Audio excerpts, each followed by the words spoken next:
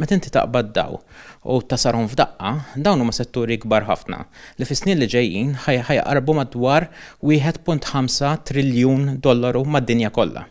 Dawn huma setturi li qed jikbru, setturi innovattivi ħafna u tajjeb li nibdew ninvestu fihom. Ma ninsewx li anke permezz tal-pandemija daw setturi komplew ukoll jiżdiedu, jiġifieri l-avvanz tagħhom kompla jikber ħafna.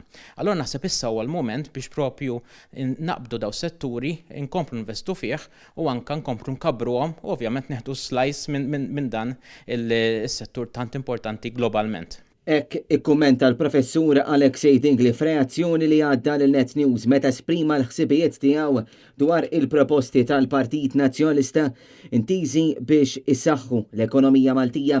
Kif ħabbar fl-aħħar jiem il-Partit Nazzjonalista lest li jimbotta l-qudiem investimenti bbażati fuq metaverse, robotika, it-3D printing u applikazzjonijiet tal-intelligenza artifiċjali fost l-oħrajn.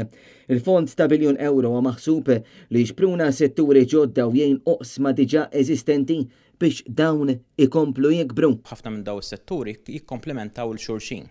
Biss ngħidlek li jekk inti tħares li l-metaverse biss tajjeb li huwa dan isu next step tal-Facebook biex niftehmu man-nies, tajjeb dan għandek elementi tal-gaming, għandek elementi tal-AI, għandek elementi ta' 3D printing, jiġifieri għandek ħafna setturi oħra iżgħar issa li tiffidjaw ġo fih.